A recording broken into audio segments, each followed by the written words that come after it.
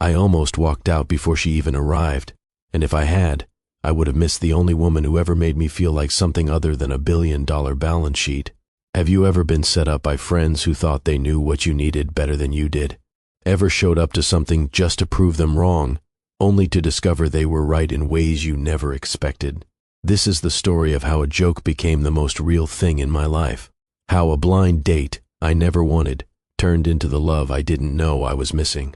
Stick around, because what started as a prank ended in a penthouse proposal that shocked everyone, including me. If you've ever doubted that love can find you when you're not even looking, hit that like button right now. And subscribe to Mr. Andy Love Stories, because we're just getting started.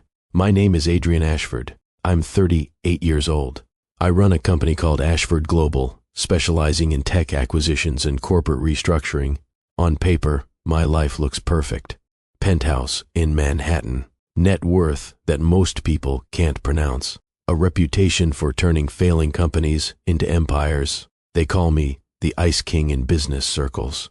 Not to my face, of course, but I've heard the whispers echoing through the glass corridors of my building. Cold, calculating, untouchable. They say it like it's an insult, like there's something fundamentally broken in me that needs fixing. The truth is simpler than they think. I've always preferred silence, the kind that hums through a corner office 60 floors above the city, where the only sound is the whisper of turning pages and the distant pulse of a world I've learned to control. The kind of silence that doesn't demand anything from you, doesn't ask you to be vulnerable or open, or any of those things people claim you need to be whole. My penthouse occupies the top 3 floors of the Ashford building, a structure I designed myself after my company's 3rd major expansion.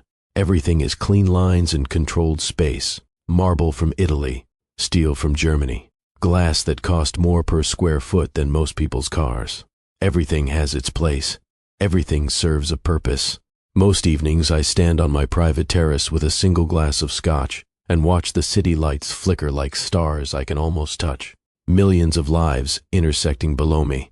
All that energy and chaos and mess, and me, positioned carefully above it all. No complications, no chaos. Just the empire I built with calculated precision and relentless focus. My mornings follow a routine I've perfected over a decade. Up at 5, gym for 90 minutes. Shower, espresso, black, news briefings from 3 continents while I dress. In the office by 7:30, before most of my staff arrives. I like the building when it's quiet, when it's just me and the potential of the day ahead. I have friends, 3 of them, actually. Marcus, James, and David. We met at Wharton, back when we were all hungry and broke and stupid enough to think we could change the world. Marcus became my business partner. CO founded Ashford Global with me 15 years ago. He handles operations while I handle strategy. It works because we trust each other completely. The 4 of us have dinner once a quarter. We vacation together once a year, some resort where our wives or girlfriends can shop while we pretend to golf and actually talk business. Except, I don't have a wife or girlfriend. I never have, not seriously. That's become their pet project. My relationship status, or lack thereof. They've developed this infuriating habit of treating my single life like a failing subsidiary that needs restructuring. Like if they just push hard enough, apply the right strategy, they can force me into something romantic and then take credit for my happiness. They've tried before, multiple times, each setup more disastrous than the last. 2 years ago, James set me up with a gallery owner from Chelsea. Contemporary art, very exclusive, very connected. We met for dinner at Per Se. She spent 2 hours name-dropping artists I'd never heard of, clearly more interested in securing funding for her next exhibition than having an actual conversation. I excused myself halfway through dessert, claiming an emergency board meeting. James still hasn't forgiven me. Then there was David's attempt. The daughter of a venture capitalist he wanted to impress. 29 years old. Stanford MBA. Looked perfect on paper. In person, she arrived with a prenup already drafted in her mind, her eyes calculating my net worth with every sip of wine. I could practically see her planning the society wedding, the charity board she'd chair, the influence she'd wield as Mrs. Ashford. I ended that date after 45 minutes. Marcus tried once with an influencer, 3 million followers, posted everything on Instagram, including our date. I didn't know until her story went live, showing me across the table with the caption, "Dinner with a mystery man, wink emoji, heart emoji." I left cash on the table and walked out. Marcus laughed for a week. So when my phone lit up Tuesday evening, interrupting my review of third quarter projections, I knew immediately I was in trouble. The message glowed on my screen. Marcus, again, blind date, Saturday, 7 p.m., the conservatory on 5th. Don't even think about canceling. I stared at those words for a full minute. My jaw tightened. My fingers hovered over the keyboard, ready to type the same refusal I'd given a dozen times before. Then, the group chat exploded. All three of them, coordinated like a corporate takeover. James wrote, "This one's different, Adrian. Trust us." David added, "You're going to thank us later. We promise." Marcus finished with, "Show up, or we're staging an intervention at the next board meeting, with slides, and your mother on video call." That last part made me laugh despite myself. My mother, 72 years old, still living in the same Queens apartment I grew up in, refuses to move, even though I've offered to buy her anything she wants. She asks me once a month when I'm going to settle down. Tells me money means nothing if you have no one to share it with. Marcus knows that threat carries weight. I typed back slowly, "Fine, but if this is another influencer situation, you're funding the entire children's hospital wing yourself." Marcus responded immediately, a string of laughing emojis and a promise. "This one's real, brother. Just show up." Saturday came faster than I wanted. I woke at 5 as always, hit the gym in my building, ran 6 miles on the treadmill, watching the city wake up through floor-to-ceiling windows, lifted weights until my shoulders burned, showered, dressed in my usual Saturday clothes, dark jeans, white t-shirt, comfortable but expensive.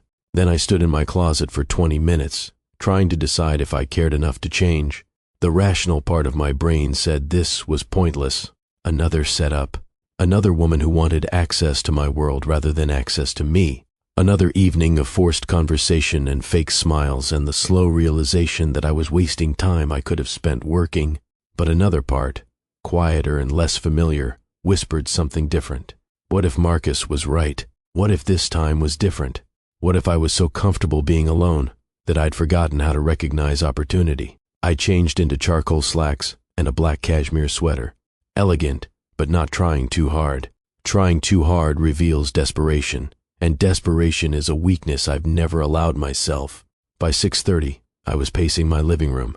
The sun was setting over Manhattan, painting the sky in shades of amber and rose. My penthouse glowed with the last of the daylight, 15,000 square feet of controlled perfection.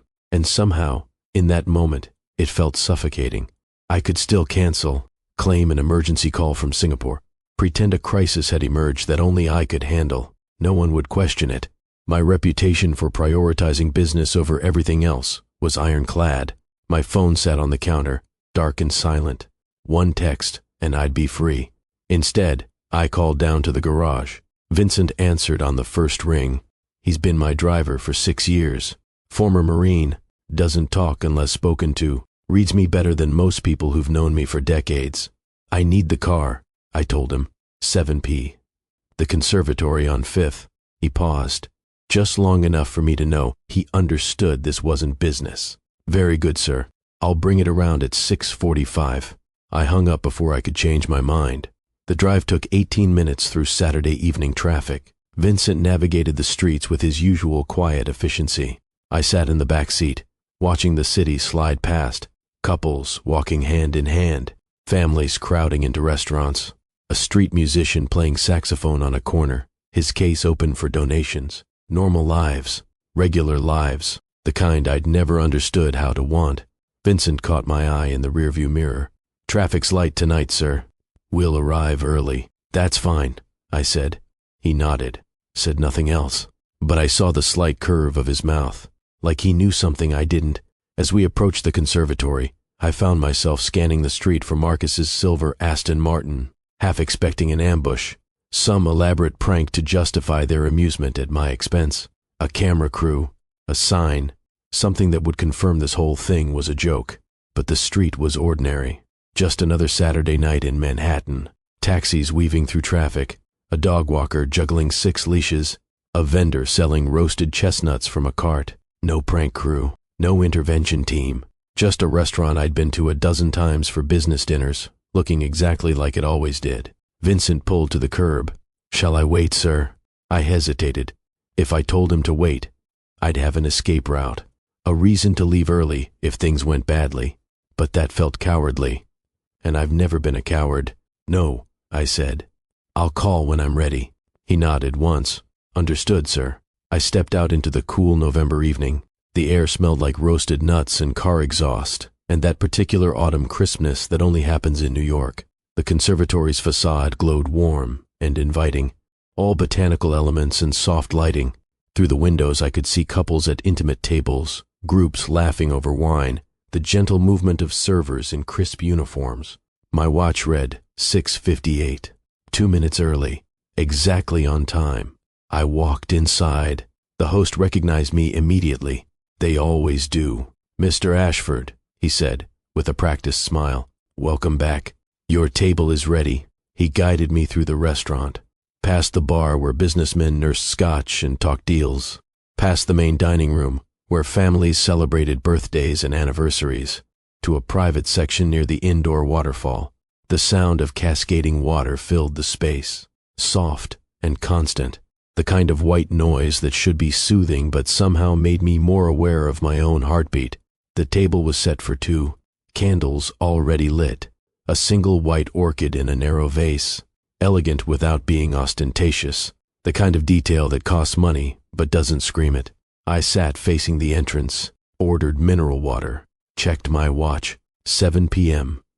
Exactly, and I waited. 7:05 arrived. No one came. The host checked on me, asked if I wanted to order a drink. I declined, sipped my water, told myself this was fine. People run late. Traffic happens. Life interferes with plans. 7:10. The couple at the next table received their appetizers. The smell of truffle oil and fresh bread drifted past. My jaw tightened. 7:15. I pulled out my phone. No messages, no missed calls. Nothing from Marcus or the mystery woman who was supposed to be here. Just my email inbox filling with the usual weekend requests, acquisition proposals, market analyses, the constant demand of a business that never sleeps. I could dive into work right now, answer emails, review documents, turn this wasted evening into productive time. That's what I always did. Work was safe, predictable. It never disappointed me because I controlled every variable. 7:20. The server returned. "Would you like to order while you wait, sir?" I shook my head. "Not yet. Thank you." He nodded politely and retreated. I saw pity in his eyes, the unmistakable recognition of someone being stood up. It burned more than I wanted to admit. 7:22. I signaled for the check. This was over. Whatever point Marcus was trying to make, I wasn't interested in hearing it. I'd show up like I promised. I'd given it a fair chance. Now, I was done. The host approached with the check folder. I pulled out my wallet, ready to leave an unnecessarily large tip for a table I hadn't used and time I'd never get back. And that's when the entrance doors opened. I looked up, expecting Marcus, expecting to see that insufferable grin, ready to admit this had all been an elaborate test, some kind of lesson about patience or humility or whatever personal growth nonsense they'd convinced themselves I needed. Instead, I saw her. She stepped inside like she'd accidentally wandered into the wrong movie. There was no dramatic pause, no calculated entrance designed to capture attention. She simply walked through the door, slightly out of breath, and stopped. Her hand came up to tuck a strand of hair behind her ear. She scanned the restaurant with an expression that I recognized immediately because I'd been wearing it all week. Apprehension mixed with determination, the look of someone who'd made herself a promise and intended to keep it, even though everything inside screamed to run. She was probably late 30s, auburn hair that fell in natural waves past her shoulders, catching the restaurant's warm lighting. She wore a simple navy dress that moved gently as she walked. No designer label visible, no statement jewelry, just a dress that looked comfortable and elegant at once. A leather jacket hung over her arm, worn soft at the elbows, the kind of jacket that had stories. She wasn't polished in the aggressive way I'd grown accustomed to, wasn't wearing the armor of women who navigated my world. She was real in a way that made something in my chest constrict unexpectedly. Her eyes swept the restaurant once, twice, then they landed on me. And instead of sliding away, instead of that calculated assessment I usually encountered, they stayed. Something shifted in her expression. Recognition, maybe, or relief. She took a breath, squared her shoulders, and walked directly toward my table. My brain stuttered, tried to process, tried to categorize this woman into the boxes I'd prepared. Gold digger, social climber, another person Marcus had convinced to waste my evening. But she didn't fit, not in the way she moved, not in the way she looked at me. I stood automatically, years of ingrained courtesy overriding the confusion flooding my system. The host appeared at her elbow, ready to guide her, but she waved him off gently. She knew where she was going. She stopped in front of my table. Up close, I could see details I'd missed from across the room. Light freckles across her nose, laugh lines at the corners of her eyes, a small scar on her chin, signs of a life actually lived rather than carefully curated. "Adrian?" she asked. Her voice was lower than I expected, slightly rough, like she'd been laughing or crying or maybe both.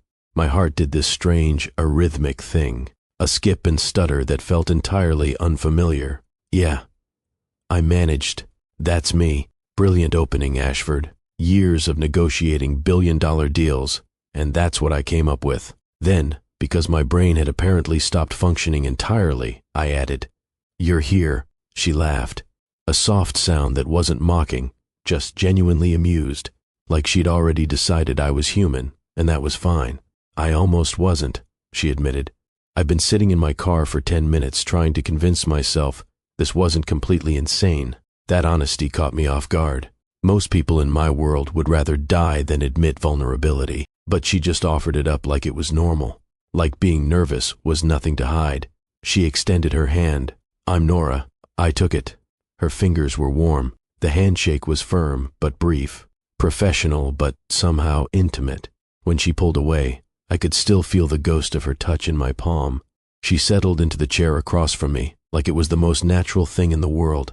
I stood there for another beat, still catching up, still trying to reconcile the evening I'd expected with whatever was actually happening. Finally, I sat, realized I was staring, forced myself to look away, glanced past her shoulder toward the entrance, still half expecting Marcus to pop out from behind a plant with a camera. Nobody appeared. When I looked back, Nora was studying me with an expression that was equal parts curious and entertained. "I'm guessing we're both victims of the same joke," she said. Her tone was light, but her eyes were searching. That sentence unlocked something in my chest, made it easier to breathe. I let out a short laugh and nodded. "Yeah, my business partner Marcus thinks he's hilarious. He told me I'd thank him later." Nora's smile widened, transforming her entire face. "My sister Claire said the same thing. Told me to show up and meet a guy named Adrian. She said I needed to get out more, that I was using my work as an excuse to hide from life." I shook my head, disbelief mixing with something I didn't want to name yet. "So you thought this might be a prank too?" "Absolutely," Nora replied. But then I figured, worst case, I waste an hour and get a story to hold over Claire for the next decade. Best case, I have a decent meal and conversation with someone who might also be trapped here against his better judgment. I couldn't stop looking at her, not in a way I'd normally worry was inappropriate, more like I was trying to solve a puzzle that kept changing shape. She wasn't anything like what I'd expected, wasn't a carefully packaged product designed to appeal to my demographic. The women Marcus usually aimed in my direction wore their ambitions like perfume. You could smell it from across the room. They spoke in quarterly projections and strategic partnerships. They fit into my world because they were constructed from the same materials: success, control, calculated risk. Nora was something else entirely. She was present in a way that felt almost radical in its simplicity, looking at me like she was actually seeing a person rather than a portfolio, like my net worth had nothing to do with whether this conversation was worth having. Now, before we go further, if you're already feeling this connection, drop a comment below telling me, have you ever met someone and just known they were different? Let's talk about it. And don't forget to subscribe. This story is about to get deep. Nora tilted her head slightly, catching me looking, "Not what you expected," she asked. Her voice had a teasing quality, but underneath it was genuine curiosity. Heat climbed up my neck, an actual blush. I couldn't remember the last time that happened. Not even close, I admitted. I rubbed the back of my neck, a nervous gesture I thought I'd trained out of myself years ago. I thought my friends would set me up with someone who talks about their personal brand and pretends to laugh at CEO jokes. Nora laughed again. That sound was rapidly becoming my favorite thing about this entire disaster of an evening. No personal brand, she promised. Just coffee addiction and questionable decisions, like agreeing to blind dates set up by meddling sisters.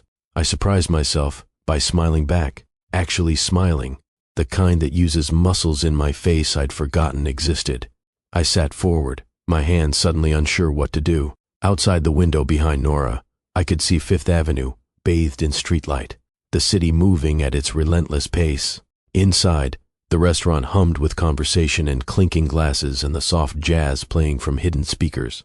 And across from me, Nora looked at me like she actually wanted to be there, like this wasn't an audition or an opportunity or a networking event disguised as romance. Just two people sharing space and seeing what happened.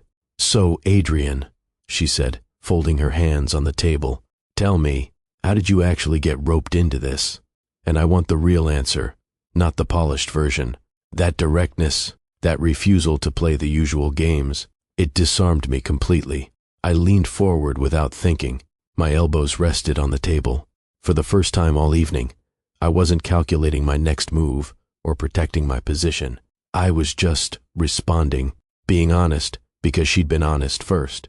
"The truth is," I started, and then stopped, considered how much to reveal, decided to give her all of it. My friends can't stand seeing me alone. It makes them nervous, like my quiet life is some kind of warning sign that they need to fix before it spreads. Nora nodded slowly, didn't interrupt, just listened. "They think if they keep throwing women in my path, eventually one will stick," I continued, like I'm a failed experiment that just needs the right variable to succeed. "I'm tired of apps and fake conversations and pretending I care about someone's favorite travel destination or what their spirit animal is." The words came out harder than I intended, more bitter. I heard it and winced, but Nora didn't flinch. She lifted her coffee cup. The server had brought her water and coffee without asking, some signal I'd missed. She took a slow sip, her eyes never leaving mine. "That sounds exhausting," she said quietly. "No wonder you live in a penthouse with no one to answer to." I laughed, a short burst that surprised me. "It's not quite that isolated, but close." She set her cup down carefully. Her expression shifted. Something vulnerable crossed her face. "I get it," she said, "more than you might think." Then she told me her story. The real version, not the sanitized summary people give on first dates. She'd been married once, 9 years, met her ex-husband in grad school. He was stable, kind, wanted all the normal things. House in the suburbs, 2.5 kids, white picket fence and block parties and a life that looked perfect from the outside. "And you didn't want that?" I asked. "I wanted my own life first," Nora said. Her fingers traced the rim of her coffee cup. "I was working on my master's in counseling psychology. I wanted to open my own practice, work with kids from difficult backgrounds." He supported it at first, but as time went on, he started resenting it. The late nights, the emotional weight I carried home, the fact that I cared about broken families more than starting our own. "What happened?" "We grew in opposite directions," she said simply. "No drama, no betrayal, just two people who stopped choosing each other. We divorced 3 years ago, sold the house, split everything down the middle.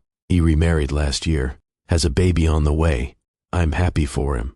He got exactly what he wanted. And you?" I asked. "Did you get what you wanted?" Nora smiled, but it was complicated. Layers underneath. I got my practice. I work with kids in foster care, families dealing with addiction, trauma cases. It's heavy, it's hard, but it matters more than anything else I've ever done. So yes, I got what I wanted. But my sister thinks I use it as an excuse to avoid getting hurt again. Is she right? Nora met my eyes. Probably. At least partially. It's easier to care about other people's lives than risk my own heart again. That honesty landed in my chest like a weight, because I understood it completely. Different context, same defense mechanism. Build walls. Stay busy. Convince yourself that isolation is actually preference. The server appeared, asked if we were ready to order. I realized we'd been talking for 20 minutes and hadn't even looked at the menu. Nora picked hers up, scanned it quickly. The seasonal vegetable risotto, she said, and another coffee. I glanced at my own menu. Usually I defaulted to steak. It was expected, safe, the kind of thing a CEO orders. But something about this evening made me want to break pattern. I'll have the same, I told the server. The risotto. Nora's eyebrows lifted slightly. A small smile played at her lips. Feeling adventurous? Something like that, I said. The server collected our menus and disappeared. Nora leaned back in her chair, studying me with that open curiosity again. So tell me about this penthouse fortress you've built, she said. What does a billionaire CEO actually do when he's not running empires? The question should have felt invasive. Instead, it felt like she actually wanted to know. Not because she wanted access to that world, just because she was curious about me. I told her about my mornings, the routine I'd perfected, up before the city wakes, gym, office, work until the numbers blur together. Most evenings on my terrace with a single scotch, watching millions of lives intersect below me. That sounds lonely, Nora said softly. It's quiet, I corrected. There's a difference. Is there? I paused, really considered the question. I've always told myself there is. Quiet is a choice. Lonely is a condition. But maybe I've just been lying to myself. Nora nodded slowly. I do the same thing. Tell myself I'm independent, when really I'm just scared. That admission hung between us, heavy and real, and more intimate than anything I'd shared with anyone in years. Our food arrived. The risotto was perfectly done, creamy and rich with truffle oil and fresh herbs. We ate slowly, continuing to talk. The conversation flowed with unexpected ease. No awkward silences, no scrambling for topics, just natural rhythm. She asked about Ashford Global, not the public information anyone could Google. She wanted to know what drove me, why I'd chosen acquisitions and restructuring, why I got satisfaction from saving failing companies. I make things grow, I said, and realized how strange that sounded only after the words left my mouth. Companies that are struggling, innovations that need infrastructure, ideas that need capital to become reality. I take potential and make it concrete, give it foundation and structure so it can flourish. Nora's expression softened in a way that made my throat tighten. That's not what I expected you to say. What did you expect? Something about power, she admitted, or winning, dominating markets, the usual CEO language. But you talk about it like gardening, nurturing growth, providing what's needed to flourish. No one had ever described my work that way. It was uncomfortably accurate. I have a rooftop garden, I heard myself say. Didn't plan to share that. It just came out. 63 floors up. Japanese maples, lavender, herbs, some wildflowers. I commissioned it 3 years ago. Go up there when the office gets too loud. What do you do there? Nora asked. Nothing, I said. That's the point. I just sit, watch things grow, water the plants, trim dead leaves. It's the only place in my life where nothing is urgent, where success isn't measured in quarterly earnings. Things just grow at their own pace. I can't force it, can't control it. Just provide what they need and trust the process. Nora was quiet for a moment. When she spoke, her voice was gentle. That's beautiful. And sad. Why sad? Because you talk about your garden like it's the only place you're allowed to be human. That observation hit harder than I wanted to admit. I looked down at my plate, moved risotto around with my fork. She was right, completely right, and I had no idea what to do with that. The conversation shifted. Nora told me about her practice.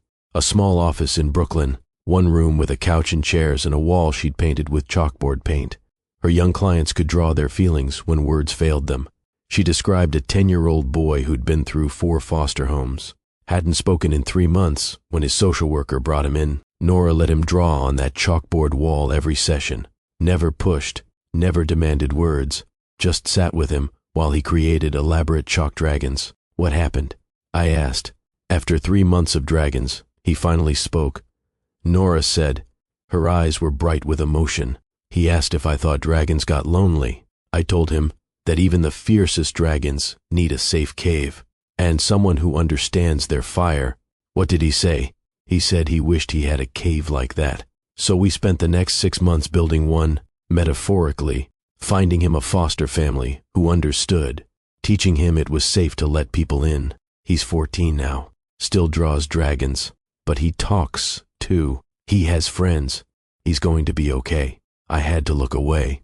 Something hot and unfamiliar was burning behind my eyes, the kind of emotion I'd trained myself not to feel because it interfered with decision-making. But listening to Nora talk about this kid, about caring enough to sit in silence for 3 months just to prove someone was safe, it cracked something open in my chest. You save people, I said quietly. I try, Nora replied. I fail sometimes, but I try. Our plates were empty. The server cleared them away, brought dessert menus we didn't ask for. Nora glanced at hers and laughed. I can't eat another bite, but the lavender creme brulee sounds amazing. Want to split it? I offered. She nodded. Deal. We ordered one dessert with 2 spoons. When it arrived, we both reached for it at the same time. Our hands bumped. She pulled back with a laugh. You first. We took turns, talking between bites. The conversation had shifted into deeper water now, past the surface pleasantries into actual vulnerability. Can I ask you something? Nora said. Anything. Why did you really come tonight? I set my spoon down, considered lying, considered giving her the easy answer about proving my friends wrong or fulfilling an obligation, but she'd been so honest with me. I owed her the same. Because I didn't want to be the guy who always runs, I said, the guy who's so comfortable being alone that he can't even try anymore, and because part of me was curious. Curious about what? Curious if my life could be different, I admitted. If there was any version of reality where I wasn't just the Ice King in his tower, where I could be something other than what I've built. Nora didn't smile, not right away. She just looked at me, like she understood exactly what I meant, like she'd asked herself the same questions in different words. That's a good reason, she said finally. That's maybe the only reason that matters. The restaurant around us had shifted. The dinner rush had passed. Tables were emptying. The lighting had dimmed slightly. The jazz had gotten quieter. The server checked on us less frequently, as if recognizing we'd created our own separate world, and he didn't want to intrude. I checked my watch.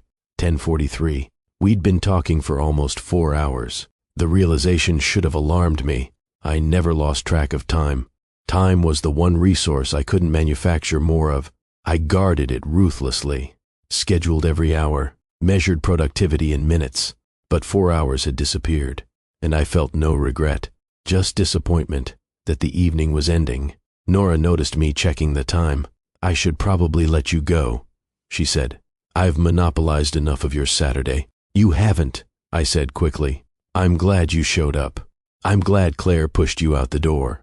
She smiled. I'm glad Marcus set this up, even if he was probably just trying to win a bet or something. The server appeared with the check. I took it before Nora could reach for it. She started to protest. Please, I said, this is the least painful blind date I've ever been on. Let me buy you dinner to celebrate that fact. She laughed, but didn't fight me. Okay, but next time I'm buying. Next time. Those 2 words hung in the air between us, full of possibility and promise, and the terrifying suggestion that this wasn't ending tonight. I paid, left a tip that made the server's eyes widen. We stood together. Nora slipped her leather jacket on. I noticed details I'd missed before. The way she moved, the way her hair caught the light, the small silver necklace at her throat. We walked out into the November night together. The temperature had dropped. The air smelled like coming winter. Fifth Avenue was still alive with Saturday night energy. Taxis streaming past. A couple arguing in Spanish on the corner. The distant wail of a siren. My car is a couple blocks away. Nora said. I couldn't find parking closer. I'll walk you, I offered. She smiled. Okay. We walked slowly, neither of us acknowledging that we were deliberately stretching these final minutes. 2 blocks became 3. Her car was parked on a side street under a broken streetlight. It was a modest Honda Civic, maybe 10 years old. Paint faded on the hood, a small dent in the rear bumper, a parking permit for Brooklyn, hanging from the rearview mirror. It was so completely opposite to the luxury vehicles in my garage that I found myself smiling. She caught my expression. Not what you're used to, I'm guessing. It's perfect, I said, and I meant it. It looks like it actually goes places, like it has stories. Nora laughed. It does, usually to Brooklyn and back, but sometimes we adventure out to New Jersey. Real excitement. She unlocked the door, tossed her bag onto the passenger seat, then turned to face me. The space between us suddenly felt charged with something I couldn't name and didn't want to analyze. "Thank you for not leaving before I arrived," she said softly. "I know you wanted to." How did she read me so easily? How did this woman I'd known for 4 hours see through defenses it took me decades to build? "Thank you for being late enough that I almost did," I replied. "Otherwise I might have missed you." Her smile turned gentle, and for a heartbeat, I thought she might close the distance between us, might kiss me or hug me or do something to seal this connection that felt too fragile to trust. Instead, she just held my gaze, memorizing something or deciding something. I couldn't tell which. "I had a really good time tonight, Adrian," she said. "Better than I expected. Better than I thought possible with a stranger." "So did I answered. My voice came out rougher than I intended, more than I can explain. She opened her car door, paused halfway inside, looked back at me with an expression I couldn't quite read. "If Marcus asks, tell him he got lucky," she said. "Tell him this wasn't a joke. Tell him it was real." Then she slid into her car, started the engine. The headlights cut through the darkness. She pulled away from the curb. Her taillights disappeared around the corner, merged into Manhattan traffic. Gone. I stood there long after she'd left, my hands in my pockets, feeling the November cold against my face and not particularly caring. The broken streetlight flickered above me. A cab rolled past. Someone walked a dog on the opposite sidewalk.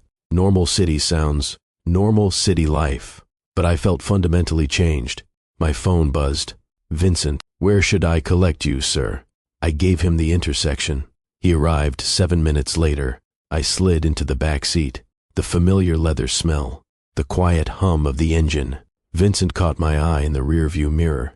"Good evening, sir," he asked.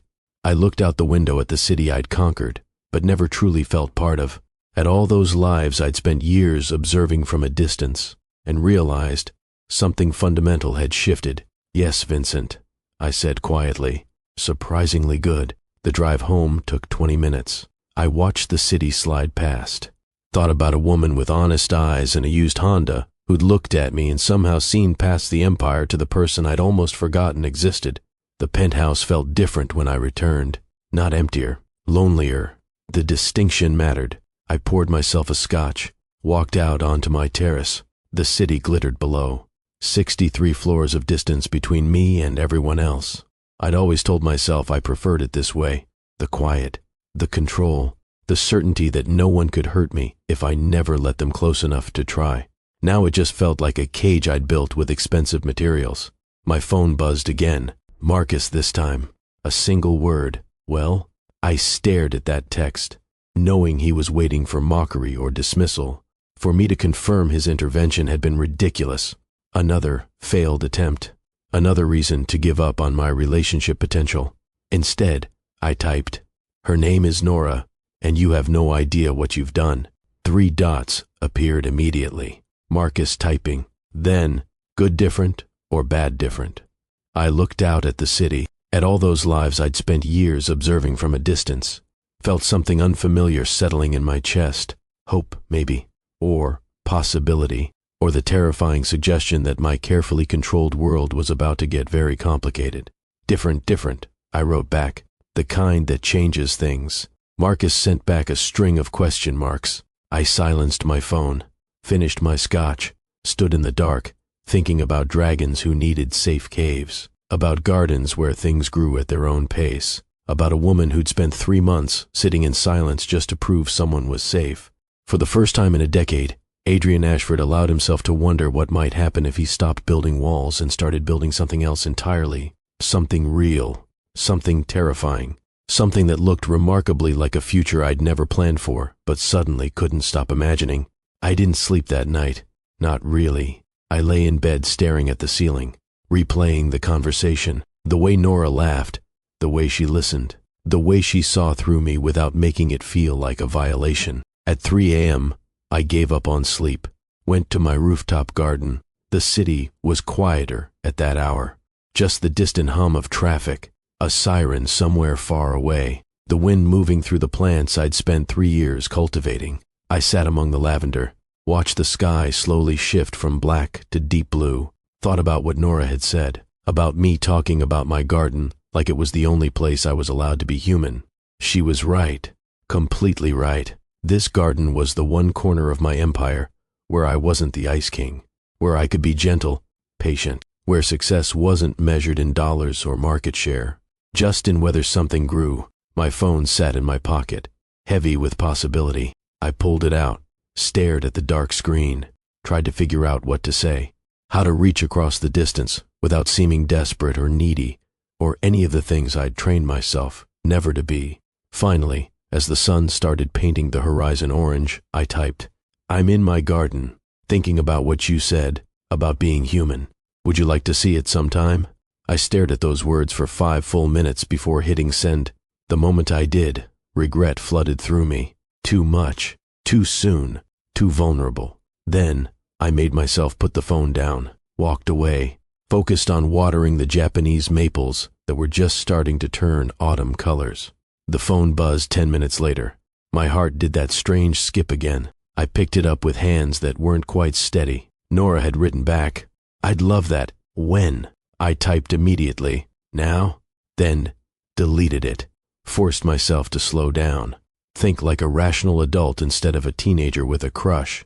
"Tomorrow?" I wrote instead. "Evening? I can send my driver to pick you up." 3 dots appeared, disappeared, appeared again. Finally, her response, "Tomorrow works, but I'll drive myself. Text me the address." I sent her the address, added 63rd floor. The elevator goes directly to my penthouse. Security will have your name. Her response was a simple thumbs up emoji. Then, "I'm looking forward to it, Adrian. Sleep well." "I won't," I typed. Then deleted that too. Settled for, "You too." I sat in my garden as the sun rose fully over Manhattan. Watched the city wake up. Felt something inside me waking up too. Something I'd put to sleep years ago because it hurt too much to keep feeding. Hope. Terrifying and fragile and completely outside my control. Sunday arrived with painful slowness. I tried to work, pulled up acquisition reports, reviewed market analyses. Couldn't focus on any of it. The numbers blurred together. My mind kept drifting to auburn hair and honest eyes, and the way Nora had looked at me like I mattered beyond my bank account. At noon, I gave up on productivity, called Marcus instead. He answered on the second ring. "You actually called me," he said, "instead of texting. This must be serious." "Who is she?" I asked. "Really? How did you find her?" Marcus laughed. "His assistant's sister, Claire. She's a social worker or therapist or something. Showed up at our office last month for some fundraiser. Got to talking with Jennifer. Mentioned her sister was divorced, and Claire's exact words were, 'She's the best person I know, and she's wasting her life hiding from it.' And you thought that sounded like me," I said. Marcus was quiet for a beat. "Yeah, man, I did. 2 good people hiding from life. Felt like either a disaster or a miracle. Figured it was worth finding out which. It might be a miracle," I admitted quietly. "Okay, before we continue, real talk. If you're invested in Adrian and Nora's story, smash that like button. And comment, Team Nora, if you think she's exactly what he needs. Subscribe, because what happens next, you won't want to miss." Marcus made a choking sound. "You actually like her. Like really like her. Adrian Ashford has actual human feelings. Don't be dramatic," I said. "But yes, I like her. A lot. She's coming over tonight. To the penthouse." Marcus sounded genuinely shocked. "You never bring anyone to the penthouse." "I know. This is serious." "I think it might be." Marcus was quiet again. Then, softer than usual, "Good. You deserve this man. You deserve someone who sees you, really sees you." "Thanks," I said. for setting it up, for pushing me. That's what brothers do, Marcus replied, even when they're not actually related. We hung up. I stood in my living room feeling strangely emotional. 15 years of friendship, of building something together, of Marcus knowing me well enough to recognize what I needed, even when I couldn't see it myself. I spent the afternoon preparing the penthouse, not cleaning. It was always immaculate, but preparing emotionally, deciding how much to show her, how vulnerable to be. The garden was the easy part. That was already honest, already real. The rest of the penthouse was armor, marble and steel and glass, expensive proof of success. Would she see it as beautiful or just see it as a cage? At 6:30, I changed clothes. Dark jeans, a soft gray sweater, casual, but still put together. I didn't want to look like I was trying too hard, but I also didn't want to look like I didn't care. 7 p.m. Exactly, the front desk called up. Ms. Nora Chen is here, sir. Shall I send her up? My heart hammered. Please. I walked to the private elevator, watched the numbers climb. 50, 55, 60, 63. The doors opened. Nora stepped out into my penthouse foyer. She wore jeans and a cream-colored sweater. Her hair was down, minimal makeup. She looked around with wide eyes, taking in the soaring ceilings, the floor-to-ceiling windows, the view of Manhattan spreading out like a kingdom. Holy shit, Adrian, she breathed. This is where you live. I laughed nervously. Yeah, too much? She turned to look at me, smiled. It's very you, beautiful and intimidating, and slightly lonely. That assessment was so accurate, it hurt. Come on, I said. Let me show you the garden. I led her through the main living space. She paused to look at things. The art I'd collected but barely noticed anymore. The furniture that was expensive but never used. The kitchen that was all stainless steel and marble, and completely sterile because I never cooked. Do you actually live here? She asked. Or is this just where you sleep between work sessions? Both, I admitted. Neither. I don't know anymore. We took the interior stairs up to the rooftop level. I opened the door to my garden. Warm air washed over us. The smell of lavender and earth and growing things. Nora stepped outside and stopped. Just stopped and stared. The sun was setting, painting the sky in shades of orange and pink and deep purple. The garden was bathed in golden light. Japanese maples glowed red and orange. Lavender swayed gently in the breeze. Herbs grew in carefully tended beds. Wildflowers I'd planted from seed were blooming along the edges.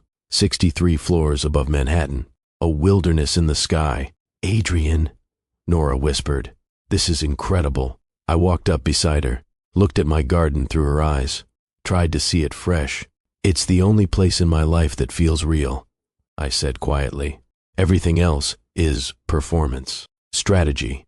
But up here, things just grow. I can't force it, can't control it. Just provide what they need and trust the process. Nora turned to look at me. Her eyes were bright. It's beautiful. It's you, the version you don't let people see. We walked through the garden slowly. I showed her the Japanese maples I'd planted 3 years ago, the lavender that was just starting its second bloom, the herbs I actually used when I occasionally attempted cooking, the wildflower section that had been a gamble but somehow flourished. We ended up sitting on a wooden bench I'd commissioned, facing west so we could watch the sunset. The city spread out below us, all those lives, all that energy, and us, suspended above it all in our own small Eden. Tell me about your hardest case, I said, the one that almost broke you. Nora was quiet for a long moment, her hands folded in her lap. Finally, she spoke. There was a girl, 8 years old. Her name was Maya. She'd been removed from her home because of neglect. Mother was an addict. Father was gone. She'd essentially been raising herself since she was 5. What happened to her? She came to me completely shut down. Nora said, wouldn't speak, wouldn't make eye contact. Just sat in my office, staring at the wall. I tried everything. Play therapy, art therapy, just sitting with her in silence. Nothing worked. For how long? 6 months, Nora said, her voice thick with emotion. 6 months of her sitting in my office twice a week, staring at nothing, not drawing, not playing, not crying, just existing in this awful, numb state. That must have been agony, I said. It was, Nora admitted. I almost gave up, almost referred her to someone else because I thought I was failing her. But then one day she walked in, and instead of sitting in her usual chair, she went to my chalkboard wall. What did she draw? A house, Nora said. Just a simple house. 4 walls, a roof, windows, a door, and in one of the windows, she drew a stick figure, a little girl, and the little girl was smiling. I felt my throat tighten. What did that mean? It meant she could finally imagine a place where she belonged, Nora said, where she was safe enough to smile. We spent the next year building that house for her, metaphorically, finding her a foster family who understood trauma, teaching her that home wasn't a place. It was a feeling, that she deserved to smile. Where is she now? Adopted, Nora said, 2 years ago, by the most wonderful family. She sends me drawings sometimes. Always houses, always with smiling people in the windows. A tear slid down Nora's cheek. She wiped it away quickly. Sorry, I don't usually cry about the success stories. Without thinking, I reached for her hand. She didn't pull away, just let our fingers intertwine. Her hand was warm and small in mine. It felt like the most natural thing in the world. You save people, I said again. You sit in silence for 6 months just to prove someone is safe. That's not a job. That's a calling. What you do is a calling too, Nora said. You just don't see it that way. You talk about growing companies, nurturing potential, providing foundation. That's saving people too, just in a different language. I'd never thought about it like that. Never connected my work to actual human impact. It was always just strategy, numbers, market share. But maybe she was right. Maybe there was something more underneath. The sun had set fully now. The sky was deep purple, fading to black. Stars were starting to appear, rare for Manhattan, but from 63 floors up, you could actually see a few. What are we doing, Nora? I asked quietly. She looked at me, really looked at me. I don't know. I've never done this before. Built a company worth billions? She laughed. Let someone in. Actually, let them see me. The scared parts, the broken parts, the parts that aren't Instagram worthy. That's terrifying, I said. Absolutely, Nora agreed. But walking away feels worse, doesn't it? Yes, I admitted. It does. We sat there in the darkness, our hands still intertwined, the city glowing below us, neither of us speaking because words felt inadequate. Then Nora turned toward me. Her face was close. I could see the freckles across her nose, even in the dim light. Could smell her shampoo, something floral and clean. Adrian, she whispered. Yeah? I'm glad I was late to dinner. I'm glad I waited. I don't know what I expected. Maybe hesitation, maybe pulling back, maybe the usual careful dance of people afraid to jump. Instead, Nora leaned in, closed the distance, kissed me. It wasn't dramatic, wasn't the kind of kiss you see in movies. Just gentle, honest, real. Her lips soft against mine, her hand coming up to cup my cheek, my free hand finding the small of her back. We kissed for a long time, slow and sweet, and full of all the things we couldn't say yet. When we finally pulled apart, I rested my forehead against hers. I'm not good at this, I admitted. Good, Nora said. Neither am I. We'll figure it out together. We stayed in the garden for hours, talking and kissing, and just being quiet together. Eventually, the temperature dropped enough that she shivered. I gave her my sweater. She pulled it on, and it swallowed her. She looked beautiful and comfortable, and entirely herself. Around midnight, she said she should probably go, work in the morning. Kids who needed her. I walked her to the elevator. We stood there for a moment, not wanting to separate. Can I see you again? I asked. Like, immediately. Tomorrow? Nora laughed. I have sessions until 7, but after, I'll cook dinner, I offered, then realized what I'd said. Actually, I'll probably burn dinner, but I'll try. That sounds perfect, Nora said. She kissed me once more, quick and sweet, then stepped into the elevator. The doors closed. She was gone. I stood there for a long time. Then I walked back to my garden, sat among the growing things, pulled out my phone, texted Marcus, You were right, thank you. His response came immediately. What did I tell you?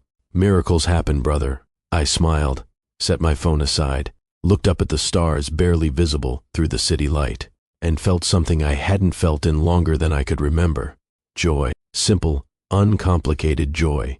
The next 3 months were a masterclass in compromise, in learning to exist in someone else's orbit without losing yourself, in building something together from 2 completely different foundations.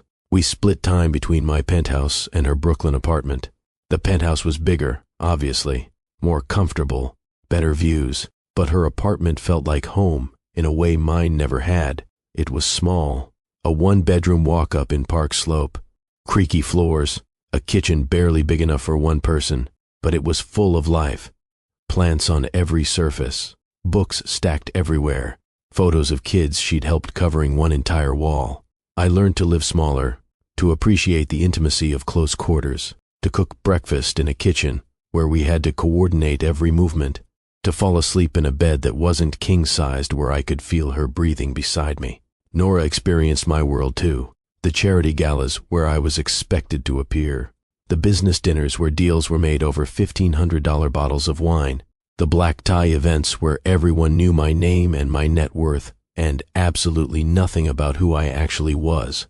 She handled it with grace I didn't expect, wore simple dresses that somehow outshone the designer gowns around her, made genuine conversation with CEOs and socialites and philanthropists, never pretended to be something she wasn't. After the first gala, we were in the car heading back to Brooklyn. She kicked off her heels and sighed. That was exhausting, she said. I know. I'm sorry. Don't be, Nora said. I just need to understand something. Is that your life? All the time? Parts of it, I admitted. The parts I can't avoid. Do you enjoy any of it? I thought about that. Honestly, some of it. The foundation work, when I'm actually making a difference. But the social performance part? No. I've never enjoyed that. Then why do it? Because it's expected, I said. Because that's the world I built. You can't have the success without the performance. Nora was quiet. Then she said, what if you could? What? What if you could keep the parts you love and let go of the parts that are just performance? What if you could build something different? That question stayed with me, burrowed into my brain, and wouldn't let go. I started making changes, small ones at first, delegating more social obligations to Marcus and the PR team, declining invitations that didn't align with actual interests, spending less time maintaining an image and more time on work that mattered. Nora didn't demand any of it, but her presence made me question everything I'd accepted as necessary, made me realize how much of my life was habit rather than choice. My friends noticed, Marcus especially. You're different, he said one day over lunch. Lighter, less intense. I don't know if that's good or concerning. It's Nora, I admitted. I figured. Marcus smiled. She's good for you, man. I've never seen you like this. Like what? Happy, he said simply. Actually happy, instead of just successful. Meeting each other's people was inevitable and terrifying. Marcus met Nora first, dinner at his place in Tribeca. His wife, Jennifer, was thrilled. She'd been campaigning for me to settle down since their wedding 5 years ago. Nora showed up in jeans and brought homemade cookies, not trying to impress, just being herself. Marcus and Jennifer fell in love with her immediately. After dinner, Marcus pulled me aside. That woman is a unicorn, he said. Don't screw this up. I'm trying not to, I replied. Then tell her. Marcus looked serious. Tell her you love her, because you do. It's written all over your face. The problem was, I'd never said those words. Not to anyone.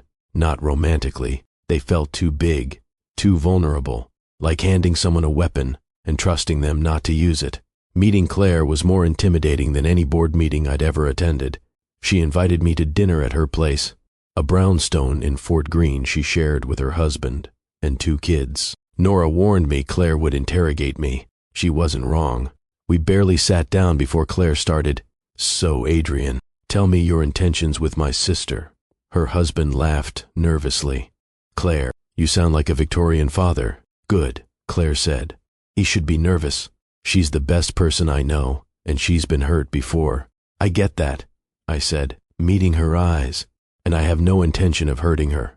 I can't promise I won't because I'm new at this and I'll probably mess up, but I can promise I'll try every day to be worth the risk she's taking." Claire studied me for a long moment, then nodded. "Okay, good answer. You can stay for dinner." The meal was chaotic. Kids interrupting constantly, food everywhere, laughter and noise, and the kind of warm family energy I'd never experienced growing up. Nora fit into it perfectly, helping with the kids, teasing her sister, comfortable in her own skin. I felt like an anthropologist observing a different species. This kind of casual intimacy, this easy affection, I didn't know how to participate, but I wanted to learn. After dinner, Claire cornered me in the kitchen. "Listen," she said quietly. "I pushed Nora into that blind date because she's been hiding for 3 years, using work as an excuse not to risk her heart. If you're just playing around, tell me now so I can kill you quietly." "I'm not playing around," I said. "I've never been less certain of anything in my life, but I'm all in. Completely." Claire smiled. "Good, because she is too, even if she hasn't said it yet." The first real test came in week 7. Ashford Global was in the middle of a major acquisition, a Singapore-based tech company that would expand our Asian market share significantly. The deal was falling apart, negotiations breaking down, cultural misunderstandings, compounding financial disagreements. I needed to be in Singapore. 2 weeks minimum, maybe longer. The timing couldn't have been worse. Nora and I had just found our rhythm, just gotten comfortable, and now I had to choose between business and relationship. Except it wasn't really a choice. The company needed me. Hundreds of jobs depended on this acquisition succeeding. I couldn't abandon that because I wanted to stay close to someone I'd known for 6 weeks. I told Nora over dinner at her apartment, expected disappointment, maybe anger. Instead, she reached across the table and took my hand. "Go," she said simply. "Your company needs you, but I need you," I admitted. The vulnerability of that statement made my chest ache. "Then trust that I'll be here when you get back," Nora said. "Trust that this is real enough to survive distance. Because if it's not, we should know that now." She was right, but it didn't make leaving any easier. Those 2 weeks in Singapore were brutal, not just because of the grueling negotiations and time zone differences, but because I missed her, physically ached with missing her. We video called every day, sometimes twice. She'd show me her office, tell me about her clients without breaking confidentiality. I'd show her my hotel room, the city outside my window. We'd talk until one of us had to go. She started sending me voice messages, reading children's books she used in therapy, her voice calm and soothing. I'd listen to them before difficult meetings. They became my anchor, my reminder that something existed outside the pressure and stress. I sent her flowers, had them delivered to her office every Monday. She sent me photos of her clients' reactions. Kids who got excited about fresh flowers, drew pictures of them. It made every dollar worth it. The acquisition eventually succeeded. I restructured the deal, found common ground, brought both sides to agreement. It was one of the hardest negotiations of my career. And when it finally closed, when everyone signed and shook hands and celebrated, I felt empty. Success used to be enough, used to fill whatever void existed inside me. Now, it just felt like an accomplishment I couldn't share with the person who mattered most. I didn't go home first, landed at JFK, and had Vincent drive straight to Brooklyn. It was 11 p.m. on a Wednesday, probably too late to show up unannounced, but I didn't care. I knocked on Nora's door, heard movement inside, locks turning. The door opened. She stood there in pajamas, hair in a messy bun, no makeup. The most beautiful thing I'd ever seen. We didn't speak. I just stepped inside, pulled her into my arms, held her like I'd been drowning, and she was air. "I'm all in," I said into her hair. "Completely in, no more hedging, no more protecting myself, just all in with you." Nora pulled back enough to look at me. Her eyes were wet. "I'm terrified," she whispered. "Me too," I said. "Let's be terrified together." She kissed me, deep and hungry and full of 2 weeks of missing each other. We stumbled toward her bedroom, didn't make it, ended up on her couch instead, holding each other, making up for lost time. Later, lying in her too small bed, with her curled against my chest, she said, "I love you." 3 words, simple and devastating. "I love you too," I replied, and meant it more than I'd meant anything in my life. The next 3 months were building, learning each other's rhythms, fighting and making up, discovering that love wasn't the easy part. Commitment was. We had our first real fight over something stupid. I'd scheduled a business dinner on her birthday without realizing. She didn't tell me until I mentioned it casually. Then she exploded. "You can't even remember my birthday after 3 months?" "I do remember," I protested. "I just double booked." "I'll cancel the dinner." "That's not the point, Adrian. The point is that your default is always work, always business. And I'm starting to wonder if there's room for anything else." That hurt, because it was true. My whole life had been work, success, building empire. I didn't know how to put anything else first.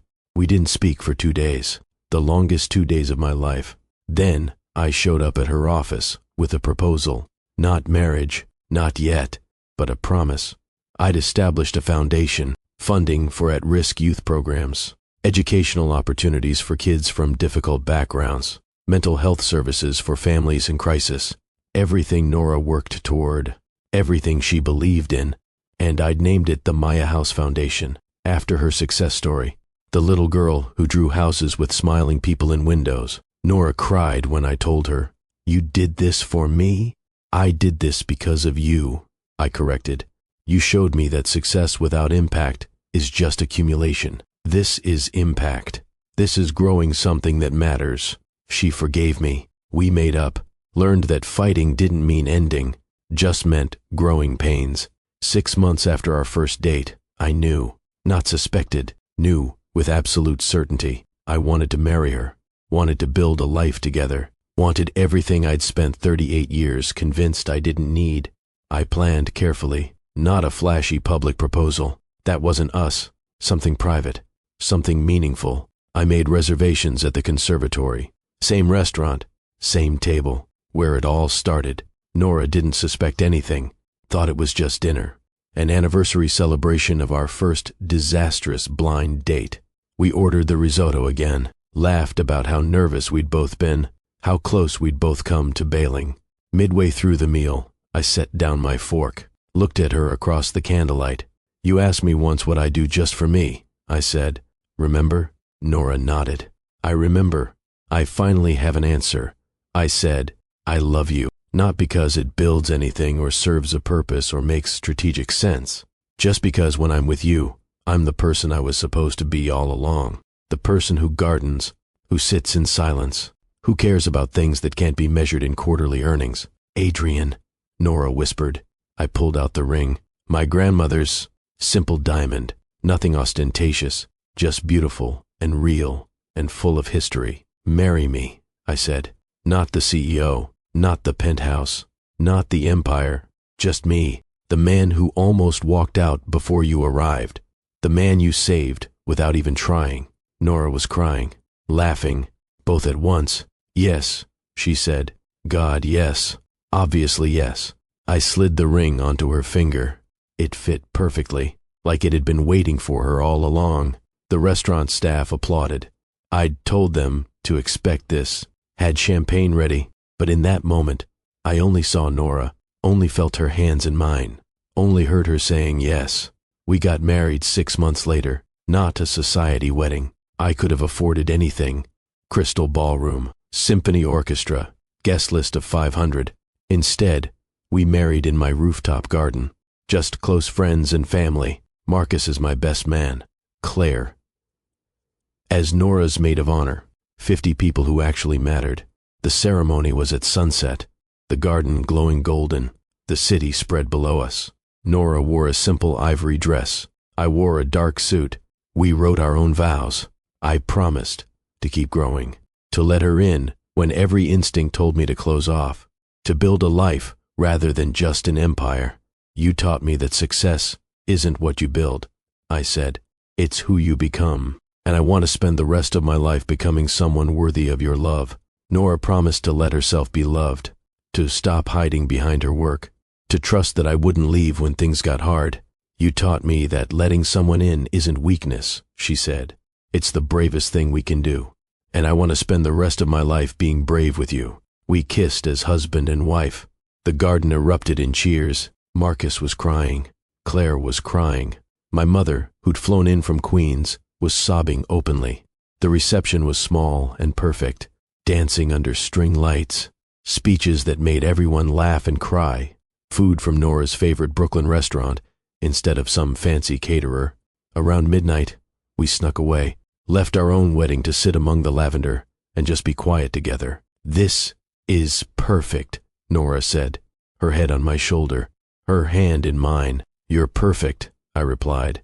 A year later, we found out Nora was pregnant, completely unplanned, terrifying and wonderful in equal measure. I'd never thought about kids, never imagined myself as a father. My own childhood had been difficult. Poor. My father left when I was 6. My mother worked 3 jobs. Love was present, but attention was scarce. I didn't know how to be present for a child when I barely knew how to be present for myself. But Nora was excited, nervous, but excited, and her excitement made me brave. We turned one of the penthouse guest rooms into a nursery. Nora insisted on painting it herself, soft yellow, gender neutral, clouds on the ceiling. I helped badly, got more paint on myself than the walls. She laughed at me, took photos, kissed me with paint on both our faces. Our daughter was born on a Tuesday in April, 7 pounds 3 ounces, perfect and tiny and more terrifying than any business deal I'd ever negotiated. They placed her in my arms, this tiny human who was half me and half the best person I'd ever known. She opened her eyes, looked right at me, and I felt my entire world reorganize around her. We named her Maya, after the little girl who drew houses with smiling people in windows. After the reminder that everyone deserves a safe place to call home. Fatherhood changed me in ways I couldn't have predicted, made me softer, more patient, more willing to exist in moments I couldn't control or optimize. I took paternity leave, actual leave. Marcus nearly had a heart attack, but I didn't care. I wanted these early months, wanted to be present while Nora recovered, while we figured out this new life we'd created. I learned to change diapers, to function on 3 hours of sleep, to hold a crying baby at 2 a.m. and sing horrible lullabies that somehow worked. Nora would find me in the nursery at dawn, Maya asleep on my chest, both of us breathing in sync. She'd take photos, whisper that I was a better father than I'd believed possible. The penthouse filled with baby gear. Suddenly my pristine marble floors were covered in play mats. My sterile kitchen had bottles and formula and chaos. And for the first time in my adult life, my home felt like a home. Work changed too. I was still CEO, still ran Ashford Global, but I delegated more, left the office at reasonable hours, declined weekend commitments, made space for family in a schedule that had previously only held profit margins. The company didn't collapse. Somehow, it thrived, maybe because I was happier, more balanced, better at making decisions that considered more than just bottom lines. The Maya House Foundation expanded. We funded programs in 12 cities, provided therapy for thousands of kids, educational opportunities, safe spaces, everything Nora had dreamed of when she first started her practice in that tiny Brooklyn office. She cut back her client load after Maya was born, not because I asked her to, because she wanted to be present for our daughter in ways she helped other families be present for theirs. But she kept the chalkboard wall in her office, kept seeing a few select clients, the ones who needed her most. I never asked her to give up her calling, just to make room for our family alongside it. Life wasn't perfect. We still fought, still had moments of tension. The transition from 2 independent people to a family unit was rocky sometimes. But we did it together, built something neither of us had planned, but both of us needed. On our 2nd anniversary, we had dinner at the conservatory again. Maya was with Claire for the night. Just us, back where it started. We ordered the risotto, held hands across the same table, looked at each other with knowledge and history and love that had been tested and proven real. I almost didn't go, I said quietly, to that first date. I was going to bail, walk away, stay safe in my fortress. I know, Nora said. I almost didn't either. Can you imagine? I asked. If we'd both listened to fear instead of showing up, we would have missed everything. Nora said. Everything that matters. I lifted my glass to showing up, even when you're terrified, even when it makes no sense, because sometimes the life you didn't plan is exactly the one you need. Nora clinked her glass against mine. To blind dates that aren't jokes, to friends who see what we can't, to love that finds you when you're not even looking. We drank, we ate, we talked late into the night about everything and nothing. And when we left, walking hand in hand into the November cold that felt just like the night we met, I thought about that younger version of me, the Ice King in his tower, so convinced that isolation was strength, that control was safety, that love was a weakness he couldn't afford. I wished I could tell him that showing up was the bravest thing he'd ever do, that letting someone in would be terrifying and messy and completely worth it, that the woman who walked through those doors 22 minutes late would become his entire world. But maybe he had to learn it himself. Maybe we all do. If Adrian and Nora's story touched your heart, do me a favor, hit that like button and subscribe to Mr. Andy Love Stories. Share this with someone who's given up on love, because sometimes all it takes is showing up. Comment below, what's the best accident that ever happened to you? I'll be reading every single one. Until next time, remember, your story isn't over. The best chapter might be one blind date away. The person who changes everything might walk through the door when you're about to leave. The life you build might be nothing like you planned, and that might be exactly the point. Love isn't found in perfect plans or controlled variables. It's found in showing up, being vulnerable, trusting that someone else will handle your heart with care, even when you're terrified they won't. Marcus was right that Tuesday when he texted me.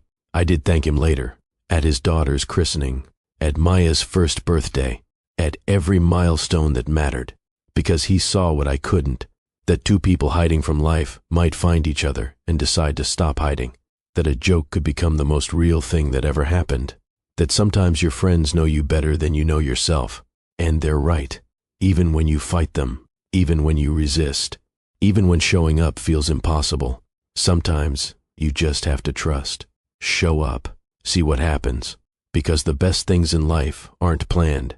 They're discovered, one terrifying, beautiful moment at a time.